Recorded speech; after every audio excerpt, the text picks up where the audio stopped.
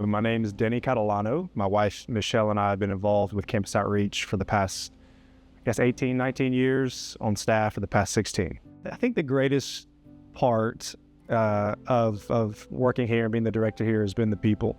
I have so many fond memories of just the special people that I've worked with. It's just been a blast, to be honest. There's been hard things. There's been really hard moments, but man, the people have just made it such a special time. And I have a treasure trove of memories, I think, that I'll bring with me for the long haul. You know, we've always had a heart for overseas missions. We've always been engaged in overseas missions in different ways. As students that desire to be engaged in the work continue to grow, as staff, we were a big part of just sending laborers overseas, and we had a lot of joy and saw fruit in that. I think going to the field and seeing a new place that had more of an unreached demographic, that was pretty eye-opening for us.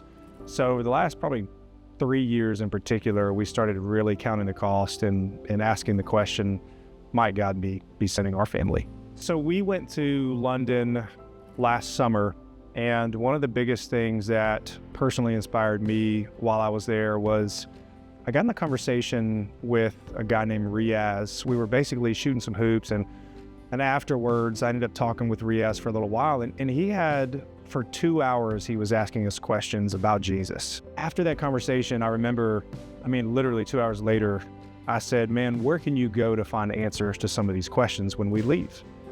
And I'll never forget what he said. He said, Denny, I don't even know another Christian. When I went back and talked to Chad, our team leader, about it, I remember sitting down with him and talking with him about this guy who had never met a Christian before. And he said, man, that's the majority of the students that we meet with.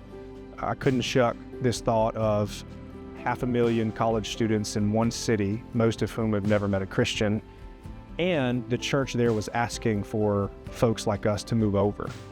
It was a lot of considering, like, what is it going to look like leaving all the things that we know, all the familiarity, all the things that we've had that have supported us here, and to just walk by faith and trust God to supply a lot of those things. And we weren't sure how the Lord was going to make it all play out, but we've really felt the generosity and kindness of the Lord from the church. And everyone has just been deeply encouraging and supportive in the work. Honestly, beyond what we even imagined it would be. I think one thing that I would really encourage a staff considering CO Next is there are a lot of places around the world that need laborers, but there are also a lot of places that need and are asking for equipped laborers who have done this, who have had the experience walking students through the process of evangelism, who understand how to help build campus ministries, and who are eager and ready to serve and strengthen the local church.